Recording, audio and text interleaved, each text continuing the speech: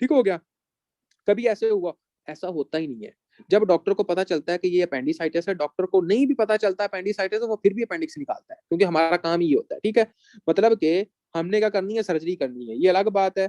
अगर एक दो क्या, ये क्राइटेरिया है, टेंडरनेस के 2 पॉइंट्स हैं, ठीक हो गया, रीबाउंड टेंडरनेस का 1 पॉइंट है। अब मेरी बात को गौर कीजिएगा, अगर फॉर एग्जाम्पल इसमें से 4 पॉइंट से कम पॉइंट्स हो, अगर लेस देन 4 पॉइंट्स हो, समझ आ रही है, इसका मतलब ये है कि लेस लाइकली अपेंडिसाइटिस है, लेस लाइकली अपेंडिसाइटिस है, यानी कि अपेंडिसाइटिस नहीं है।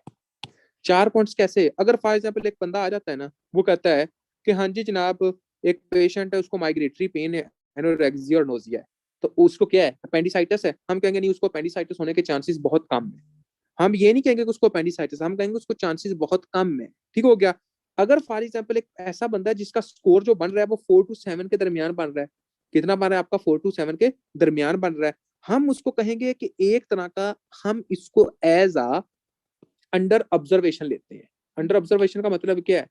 हमने उसको देखा, उसके 4 to 7 पॉइंट्स है। 4 to 7 पॉइंट्स का मतलब क्या है भाई, कि अगर फॉर एग्जांपल उसको माइग्रेटरी पेन भी है, फॉर एग्जांपल एनोरेक्सिया भी, उसको नोजिया भी, उसको टेंडरनेस भी, कितने हो गए, 1 2 3, 3 2 5, ठीक हो गया। और उसके बाद अगर रिबाउंड टेंडरनेस 6, अगर 4 to 7 के दरमियान में अगर ये सारे आ गए, तो हम उसको क्या कहेंगे, हम उसको अंडर ऑब्जर्व करेंगे। क्यों?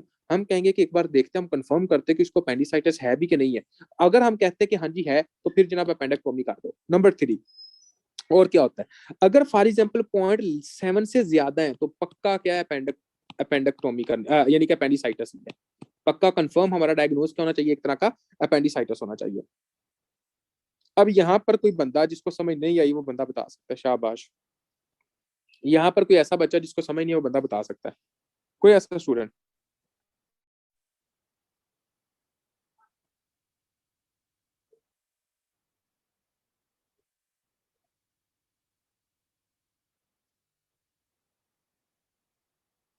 ओके जी, अगर क्लियर हो गया तो वेल एंड गुड है। अब हम आते हैं आगे, और आगे देखते हैं कि आगे क्या है। अब हम आते हैं इन्वेस्टिगेशन के ऊपर।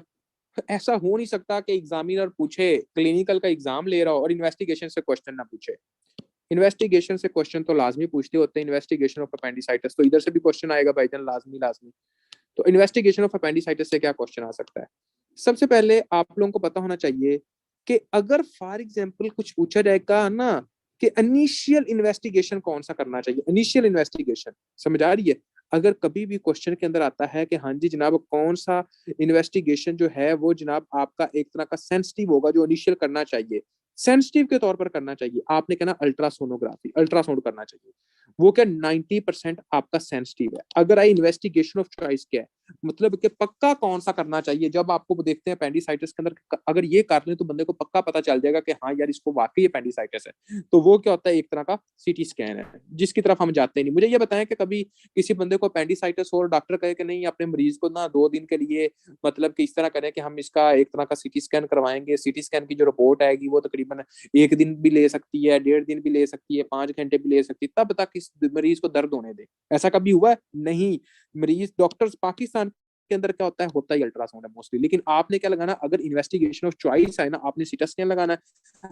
अगर इनिशियल लगाया, आपने कहना अल्ट्रासाउंड है। ठीक होगा, ये 2 पॉइंट्स है, ये दोनों एमसीक्यूज है। उसके बाद कहते हैं सीबीसी भी करते हैं। क्यों सीबीसी क्यों करते हैं? कोई बच्चा बताएगा सीबीसी क्यों करते हैं? और भाई हमने खुद तो पढ़ा है कि उसके अंदर हम ल्यूकोसाइटोसिस देखते हैं, डब्ल्यूबीसी का लेवल बढ़ा हुआ देखते हैं। ठीक है, तो हम देखेंगे कि डब्ल्यूबीसी का जब लेवल बढ़ा हुआ तो सीबीसी तो करेंगे, डब्ल्यूबीसी का लेवल बढ़ा हुआ होगा, तो हमें क्या पता चल गया किसको एक तरह का अपेंडिसाइटिस है। अब इसको पता चल गया कि इसको अपेंडिसाइटिस है, अब हम क्या करेंगे, हमने जनाब करनी है इसके लिए अब एक तरह का ट्रीटमेंट।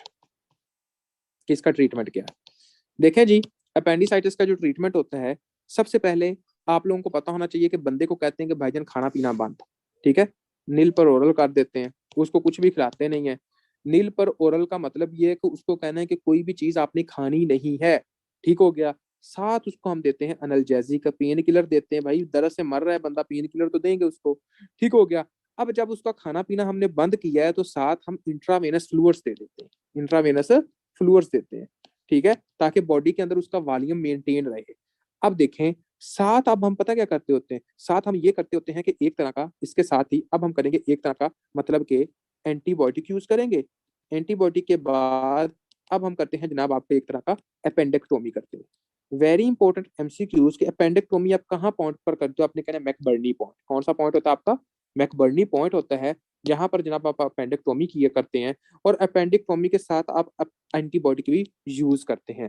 अपेंडिक्टोमी के अंदर आपका एक तरह क्वेश्चंस नहीं आते होते कि क्या होता है या ये क्या सीन है, कि फॉर एग्जांपल एंटीबायोटिक के कौन सी एंटीबॉडी का आप यूज करते हो, ये क्या सीन है, ये अगर याद कर लें ठीक, अगर नहीं याद करना तो भी कोई मसला नहीं है। तो सबसे पहले ट्रीटमेंट के अंदर जो सर्जरी के अंदर आपने याद करना है वो सिर्फ और सिर्फ एंटीबायोटिक है, और सॉरी अपेंडिक्टोमी। और अपेंडिक्टोमी के अंदर भी क्या याद करना है? मैकबर्नी पॉइंट, कि मैकबर्नी पॉइंट के लेवल पर करते हैं, ठीक है। ये दो चीजें आपको पता होनी चाहिए। अब हम आते हैं जनाब आपका कौन सा पॉइंट, अब हम जो डिस्कस करने लगे हैं वो है कॉम्प्लिकेशन। फॉर एग्जांपल कौन कौन सी कॉम्प्लिकेशन हो सकती है जी, इसको देख सकते हैं कि कॉम्प्लिकेशन कौन कौन सी हो सकती है। अब हम इसको देखते हैं, कॉम्प्लिकेशन ऑफ अपेंडिसाइटिस, ठीक है। और ये अपेंडिसाइटिस इतनी गंदा होता है कि जनाब अगर ये रप्चर हो जाए ना तो बंदे की डेथ हो जाती है, बंदा मिनटों में मरता है। फॉर एग्जाम्पल बंदा सीधा कॉमे में जाता है, और उसके बाद 70 to 80% चांसेस यही होते हैं कि बंदे की डेथ हो जाती है।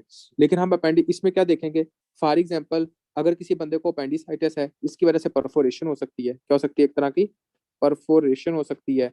उसके बाद क्या हो सकती है, देखें, फॉर एग्जाम्पल हमारे पूरे एब्डोमिनल आर्गन को एक कैविटी कवर करती होती है, जिसको हम कहते हैं पेरिटोनियल कैविटी। हमारे जितने भी एब्डोमिन के ऑर्गन है ना, फॉर एग्जांपल आप ये समझें कि ये एक तरह की कैविटी है, इस कैविटी का नाम है पेरिटोनियल कैविटी, और इसके अंदर यहाँ पर जनाब आपका स्टोमिक पड़ा हुआ है, ठीक हो गया। यहाँ पर जनाब स्मॉल इंटेस्टाइन है, ठीक है। यहाँ पर इस तरह लार्ज इंटेस्टाइन जा रही है, ठीक है। और यहाँ पर जनाब आपने कहना है कि यहाँ पर एक तरह का पैंक्रियास पड़ा हुआ है, यहाँ पर जनाब आपका स्प्लीन है, यहाँ पर जनाब आपका एक तरह का लीवर है, ठीक हो गया। इस तरह, ठीक है। तो इन सब को जो कवर कर रही होती है वो कौन सी होती है? आपकी तरह की पेरिटोनियल कैविटी होती है। अब आप देखिए कि यहाँ पर जो अपेंडिक्स आप थी, जो अगर वो रप्चर हो गई, ठीक है, अगर वो रप्चर हो गई तो इसके अंदर जो गंदा मवाद है वो सारा रिलीज होगा कि नहीं होगा? वो भी रिलीज होगा। वॉइस डिस्टर्बेंस हो रही है? अच्छा जी। तो अगर वो देखेंगे फॉर एग्जांपल ये भी आएगा, जब ये मुआज साहब जो होंगे वो भी इधर आएगा, तो इसकी वजह से इन्फेक्शन होने के चांसेस हो सकते हैं कि नहीं हो सकते? तो सिंपल सी बात है कि जो पेरिटोनियल कैविटी है इसकी भी इरिटेशन होगी, और इसकी वजह से इसके पेरिटोनियल कैविटी की भी इन्फ्लेमेशन हो जाएगी, जिसको हम कहते हैं पेरिटोनाइटिस। क्या हो जाएगा? एक तरह का पेरिटोनाइटिस। तो यहाँ पर आपने क्या लगाना है? पेरिटोनाइटिस।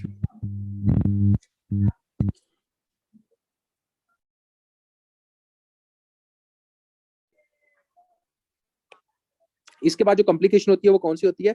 अपेंडिकुलर मास और अपेंडिकुलर अब्सेस। तो ये चार इसकी कॉम्प्लिकेशन है जो आप लोगों को पता होना चाहिए कि अपेंडिसाइटिस के अंदर ये किस तरह की कॉम्प्लिकेशन है।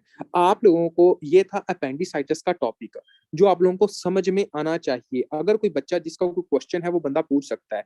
सिर्फ और सिर्फ 4 to 5 मिनट्स के अंदर पूरे के पूरे अपेंडिसाइटिस के टॉपिक के अंदर में एमसीक्यूज कुछ होंगे वो मैं लिखने लगा हूँ, और साथ साथ मैं बताता जाऊंगा जो हम लोगों ने पीएमसी के अंदर भी आए हैं, और कुछ ऐसे एमसीक्यूज वो भी आप लोगों के कवर होते जाएंगे, ठीक हो गया।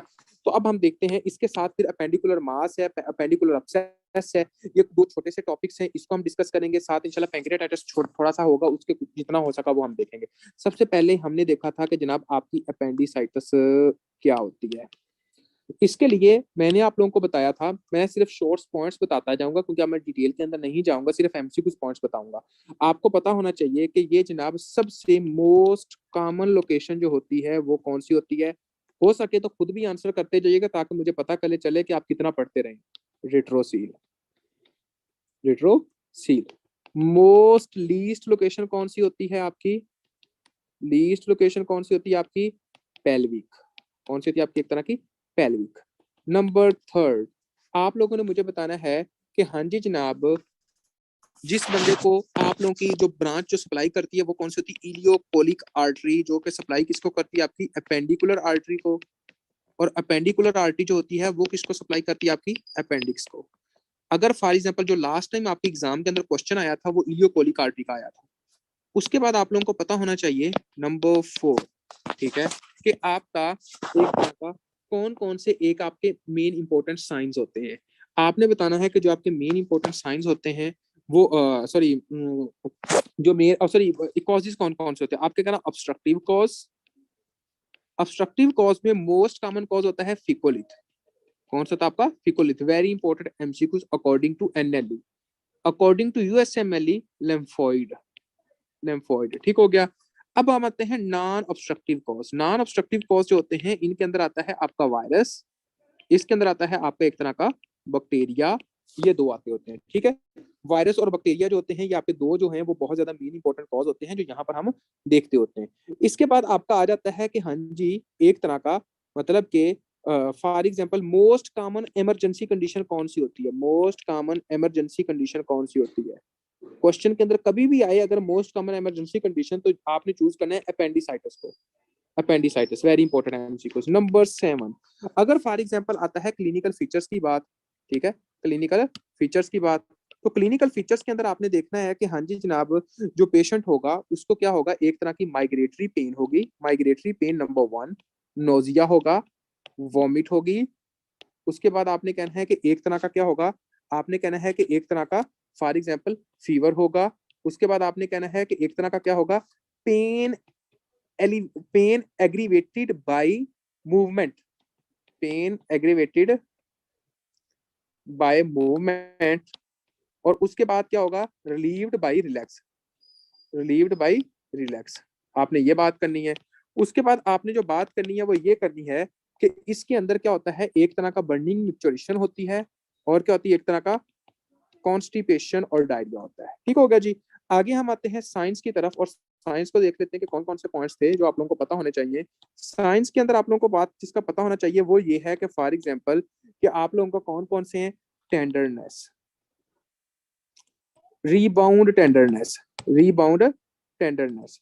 उसके बाद फॉर एग्जांपल साइंस के अंदर और आप मतलब कि कौन कौन से हैं आपके, रीबाउंड टेंडरनेस, टेंडरनेस, टेम्परेचर का ज्यादा होना, left shift, left shift, tachycardia. तो ये क्या आपके साइंस आ जाते हैं, ठीक है। अब हम आ जाते हैं आगे और आगे देखते हैं कि कौन कौन से और पॉइंट्स होते हैं जो कि लोकल साइंस। जब हम लोकल साइंस की बात करते हैं तो कौन कौन से होते हैं, कभी भी क्वेश्चन के अंदर सोर्स साइन पॉजिटिव आएगा तो आपने कहना है कि भाईजान जो अपेंडिक्स है वो कहां पर है, रेट्रोसील है। कभी भी क्वेश्चन के अंदर अगर आएगा कि हाँ जी जनाब अपरेटर साइन जो पॉजिटिव है तो आपने कहना है कि पेल्विक लेवल पर अपेंडिक्स है, पेल्विक है। उसके बाद आता है जनाब आपका कौन सा, मेंट्रल्स क्राइटेरिया। मेंट्रल्स क्राइटेरिया के बारे में आपको सिर्फ इतना पता होना चाहिए कि दो लेवल पर सिर्फ 2 पॉइंट है, एक टेंडरनेस का 2 पॉइंट है, टेंडरनेस के सिर्फ 2 पॉइंट है, और दूसरे किसके 2 पॉइंट्स हैं वो आपने बताना है कि एक तरह का फॉर एग्जाम्पल ल्यूकोसाइटोसिस के 2 पॉइंट है। ये दो जो है लेवल उनके 2 पॉइंट्स है, बाकी सबका एक एक पॉइंट है। ठीक हो गया। उसके बाद आपने कहना है कि इन्वेस्टिगेशन के अंदर आ जाते हैं। इन्वेस्टिगेशन ऑफ चॉइस क्या है, सीटी स्कैन, सीबीसी भी करते हैं। Best initial investigation of choice ultrasound जो बेस्ट हम होती है। ठीक हो गया। उसके बाद जो ट्रीटमेंट होता है वो क्या होता है आपका, अपेंडेक्टोमी होता है। और कहां पर करते होते हैं आप, एक तरह का मैकबर्नी पॉइंट होता है। ये जनाब आप लोगों को पता होने चाहिए। और लास्ट टाइम इससे सिर्फ और सिर्फ इस टॉपिक में से 12 एमसीक्यूज आए हुए थे, 12 एमसीक्यू सिर्फ और सिर्फ इस टॉपिक में से आए हुए थे। आगे आप खुद समझदार है कि ये टॉपिक आपके लिए कितना मेन इंपॉर्टेंट, एक टॉपिक में से सिर्फ और सिर्फ 12 एमसीक्यू आए हुए थे। ये जनाब आपकी एमसीए जो इस तरह कभी कभी करते होती है। ठीक हो गया। अब हम आते हैं जनाब आगे और आगे देखते हैं कि क्या हिसाब है। मैंने बताया था आपकी तरह की कॉम्प्लिकेशन, मैंने बताया था कि परफोरेशन होती है, पेरिटोनाइटिस होता है। अब हम आने लगे हैं आपकी एक तरह का अपेंडिकुलर अब्सेस, एक तरह का अपेंडिकुलर अब्सेस और अपेंडिकुलर मास। तो सबसे पहले हम देखेंगे कि अपेंडिकुलर मास क्या होता है, फिर हम देखेंगे कि अपेंडिकुलर अब्सेस क्या होता है। ठीक है, मास छोटा सा है, अब्सेस भी छोटा सा टॉपिक है। उसके बाद 1-2 मिनट आपसे बात होगी, फिर हम आगे कंटिन्यू करेंगे। ठीक है, अपेंडिकुलर मास। देखिए अपेंडिकुलर मास के अंदर सिर्फ और सिर्फ 2 से 3 चीजें आती हैं। इसके अंदर जो एमसीक्यूज आते हैं मैं आप लोगों को बता दूंगा। अपेंडिकुलर मास के अंदर आप लोगों को पता होना चाहिए, ठीक है, कि एडीमा है। क्या है, मास का मतलब क्या है, एडीमा हो चुका है वहां पे। उसके बाद क्या है, उसके अंदर अच्छा ड्यूडिनम, जूजिनम, सीकम, सीकम के साथ अपेंडिक्स होती है, किसी और जगह पर होती है, सीकम के साथ ही अपेंडिक्स होती है ना। फॉर एग्जांपल आप देखें कि ये आपका स्टोमिक शरीफ है, ठीक हो गया। उसके बाद ये जनाब आपका एक तरह का स्मॉल इंटेस्टाइन, और यहाँ पर आपका एक तरह का फॉर एग्जांपल ये आपका सीकम होती है, और सीकम के साथ इस तरह अपेंडिक्स पड़ी हुई होती है। ठीक है, यहाँ पर आप देखते हो कि ये वाला जो हिस्सा है ये आपका एक तरह का अपेंडिक्स का है, इसके साथ होती है। ठीक हो गया। एक आपने कहना है अडीमा, आपने क्या कहना है एक तरह का अडीमा। दूसरा आपने क्या कहना है एक तरह का, इसके साथ और क्या होती है, नंबर 1 अडीमा, नंबर 2 कहना सिकल वाल, सिकल वाल। नंबर 3 आपने क्या कहना है पेंडिकुलर मास के अंदर क्या होता है, एक तरह का omentum of inflammatory products, omentum, omentum होता है इसके अंदर, ओमेंटम ऑफ इंफ्लामेटरी प्रोडक्ट्स। ठीक होगा। ये तीन चीजें जब इकट्ठी हो जाती हैं तो इसको हम कहते होते हैं अपेंडिकुलर मास। क्या कहते हैं? एक तरह का अपेंडिकुलर मास कहते होते हैं। और मेरी बात को गौर करना है, ये क्वेश्चन हम इस तरह भी आ सकता है कि appendicular mass is composed of adenomatous cecal wall momentum of inflammatory products, यानी कि मोमेंटम ऑफ इन्फ्लामेटरी प्रोडक्ट्स एक, सिकल वाल और एडिमा, इन तीनों चीजों को जब हम इकट्ठा कर देंगे तो क्या बन जाता है? आपका अपेंडिकुलर मास बन जाता है। ठीक हो गया जी। जहां से क्वेश्चंस आते हैं वहां से देख लेते हैं अब होता क्या है। फॉर एग्जाम्पल मुझे ये बताएं कि अपेंडिकुलर मास अपेंडिसाइटिस के बगैर बन सकता है? जो अपेंडिकुलर मास है वो अपेंडिसाइटिस के बगैर बन सकता है? नहीं बन सकता। क्यों? क्योंकि अपेंडिकुलर मास वो अपेंडिसाइटिस की कॉम्प्लिकेशन है। समझ आ रही है? वो किसकी कॉम्प्लिकेशन? आपकी अपेंडिसाइटिस की कॉम्प्लिकेशन है। तो अब देखें फॉर एग्जाम्पल क्लिनिकल फीचर्स इसके कैसे होते हैं। आपने ये कहना है कि जब भी कोई बंदा जिसका डे 3 होगा, कौन सा डे होगा? डे 3 होगा, डे 3 होगा। तो डे 3 के ऊपर आपने ये कहना है कि उसके राइट इलियक फोसा पर क्या होगा? एक मास बनेगा। ये कौन सा मास था? ये कौन सा रीजन है? ये देखें, ये राइट इलियक फोसा है। ये वाला कौन सा कंपार्टमेंट? ये वाला हिस्सा कौन सा आपका? राइट इलियक फोसा है। तो राइट इलियक फोसा पर आपका क्या बनेगा? एक तरह का मास बनेगा जब डे 3 होगा। और क्या होगा? मसल रिजिडिटी होगी, मसल रिजिडिटी होगी। ये दो चीजें होंगी डे 3 के ऊपर। ठीक हो गया। जब आएगा डे 5, मतलब डे 5 का मतलब क्या है कि एक बंदे को अपेंडिसाइटिस हो गई है, अब उसको 5वां दिन है अपेंडिसाइटिस हुए हुए, तो क्या होगा? राइट इलियक फोसा का मास जो होगा वो ज्यादा बढ़ेगा और मसल रिजिडिटी कम हो जाएगी, मसल रिजिडिटी कम हो जाएगी। अब आता है कि फॉर एग्जांपल एक ऐसा बंदा जिसके जनाब डे 10 हो जाता है, यानी कि 10 दिन हो गए और उसकी अपेंडिसाइटिस हुई हुई थी। ठीक हो गया। फिर क्या होता है? फिर जनाब आपका अपेंडिकुलर मास प्लस उसके फीवर प्लस उसके अब्सेस, ठीक है, ये बनना शुरू कर दो। और इसके रिगर्स और चिल्स होते हैं, यानी कि आपका अपेंडिकुलर मास आपके अपेंडिकुलर मास आपके अपेंडिकुलर अब्सेस में चेंज होता है। बस आप इतना अपने माइंड में रख लें, अपेंडिकुलर मास जो होगा वो किसके अंदर चेंज होगा? आपके अपेंडिकुलर अब्सेस के अंदर चेंज होगा। अगर फॉर एग्जांपल किसी कोई बंदा है जिसको जनाब एक तरह की अपेंडिसाइटिस थी और उसको 3 दिन हो गए, डॉक्टर ने कहा कि आराम से बैठो, टेंशन नहीं लेनी है जनाब, मजे करो, और उसके बाद वो 3 दिन के बाद क्या बन जाएगा? वो जनाब उसका जो मास होगा वो बढ़ता रहेगा और मसल रिजिडिटी होगी, यानी कि वहां पर बहुत ज्यादा पेन होगी। जब फॉर एग्जांपल वो कहता है कि डे 5 हो गया, 5 दिन हो गए, तो वो जो राइट इलियक फोसा पर जो मास है वो और ज्यादा बढ़ता रहेगा, लेकिन पेन कम हो जाएगी यहाँ पर। और जब डे 10 हो जाएगा तो आपका ये अपेंडिकुलर मास जो होगा वो अपेंडिकुलर अब्सेस के अंदर चेंज हो जाएगा। किसके अंदर चेंज हो जाएगा? आपके एक तरह का अपेंडिकुलर अब्सेस के अंदर चेंज हो जाएगा। एक वेरी इंपॉर्टेंट एमसीक्यू है कि अपेंडिकुलर अब्सेस के अंदर आप ट्रीटमेंट के अंदर क्या करते होते हो? आपने कहना है ओशनर श्रीन रिजीम करते हैं। क्या करती हैं? आपका वर्ड कुछ अजीब सा है, आपने क्या कहना? ओशनर, ओएशनर, और उसके बाद आपने क्या कहना है? एक तरह का श्रीन, उसके बाद आपने रजीम। ठीक है, ये आप ओशनर श्रीम रजीम, ये एमसीक्यू आता होता है कि ओशनर श्रीम रजीम आप किस में करते होते हो? तो आपने कहना अपेंडिकुलर अब्सेस के अंदर हम करते हैं। किसके अंदर करते हो? सॉरी, अपेंडिकुलर मास के अंदर, अपेंडिकुलर मास के अंदर हम करते होते हैं, जिसको हम कहते हैं ओशनर श्रीम रजीम। देखें इस बात को आप लोगों ने थोड़ा सा गौर करना है। जैसा कि फॉर एग्जाम्पल ये आपका स्टोमिक शरीफ हो गया, ये जनाब आपका एक तरह का स्मॉल इंटेस्टाइन इस तरह हो गई। ठीक हो गया। उसके बाद जनाब ये जनाब एक तरह का अपेंडिक्स यहाँ पर होगी। ठीक है, आप समझे कि यहाँ पर इस लेवल पर क्या आपकी एक तरह की अपेंडिक्स है, और ये अपेंडिक्स जो है वो जनाब आपकी एक तरह की इन्फ्लेम हो चुकी है, ये एक तरह का मास बन चुका है। ठीक हो गया। ये क्या हो गया? एक तरह का मास बन चुका है। ये जनाब आपका सर्जरी के अंदर, अभी हम डिटेल के अंदर जा रहे हैं इंशाल्लाह, जैसे ये सर्जरी का टॉपिक खत्म होता है फिर देखते हैं आगे। ये मास बन चुका है, इस वक्त इसका ऑपरेशन करना चाहिए? कभी भी अपेंडिकुलर मास जब बन जाता है हम कभी भी ऑपरेशन नहीं करते होते। क्यों? अगर फॉर एग्जाम्पल हम इसको हाथ लगाएंगे ना तो ये रप्चर हो जाएगा, और जब ये रप्चर होगा ना, इसके अंदर तो सारे फीसिस हैं, तो फीसिस जनाब आपकी पूरी बॉडी में फैल जाएंगे। सारा जो गंदा मुआद है वो आपके एब्डोमिनल कंटेंट्स जो होंगे वो जनाब आपकी पेरिटोनियम में आ जाएगा, जिसकी वजह से पेरिटोनाइटिस हो जाएगा, जिसकी वजह से जनाब आपके ब्लड के अंदर सारा फीसिस चले जाएंगे और पैथोजन आपके फीसिस के अंदर जाएंगे, जिसकी वजह से सेप्टिक शॉक हो जाएगा, जिसकी वजह से फिर बंदा कोमे में ही जाता है। ठीक होगा। तो ये बात आपको पता होना चाहिए कि कभी भी जब किसी बंदे को पेंडिकुलर मास बन जाता है हम उसको ऑपरेट नहीं करते। तो भाई हम करते क्या है? हम उसको एंटीबायोटिक यूज करते हैं। क्या यूज करते हैं? आपकी एंटीबायोटिक, कम से कम 3 डेज के लिए, ताकि ये मास जो है वो कम हो सके, मास जो है वो क्या हो सके? एक तरह का कम हो सके। उसके बाद हम क्या करते हैं? नील पर ओरल कर देते हैं। हम उसको कोई चीज खुलाते नहीं है, बल्कि इंट्रावेनस उसको चीजें देते हैं। ये नहीं है कि हाँ जी जनाब हम उसको कहेंगे जनाब रोटी भी खाई जा पानी भी पिए जा, ऐसा हिसाब नहीं होता। हम उसको अपने पास रखते हैं। जब हम उसको पास रखते हैं, हम उसको कोई चीज खाने नहीं देते, हम उसको जनाब इंट्रावेनस फ्लूइड्स देते हैं, ठीक हो गया। साथ उसको हम एंटीबायोटिक्स देते हैं ताकि ये कम हो सके, और खुराक जो होती है उसकी क्या होती है, एक तरह की इंट्रावेनस फ्लूइड्स के थ्रू होती है। और जब फॉर एग्जाम्पल उसका एक तरह का ये सिस्टम सही हो जाता है, अपेंडिकुलर मास कम हो जाता है, मास कम हो जाता है, फिर हम अपेंडिक्टोमी करते होते हैं।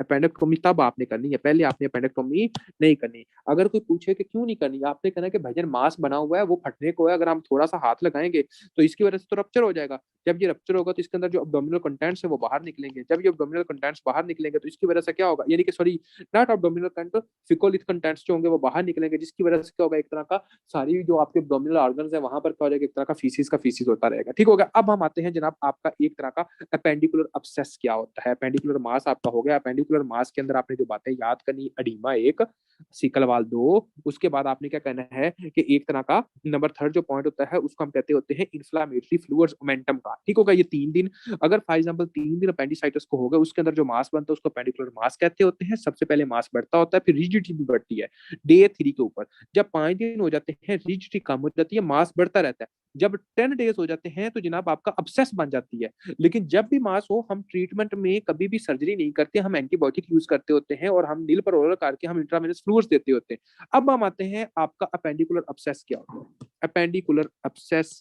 क्या है, अपेंडिकुलर अब्सेस कि इसको हम क्या कहते होते हैं, अपेंडिकुलर अब्सेस क्या होता है। अब हम इसको देख लेते हैं, अपेंडिकुलर अब्सेस के बारे में बात करते हैं। देखें, अपेंडिकुलर अब्सेस के बारे में आप लोगों को पता होना चाहिए कि कभी भी क्वेश्चन अगर ऐसा आता है ना कि एक पेशेंट था, उसको हाई ग्रेड फीवर है, हाई ग्रेड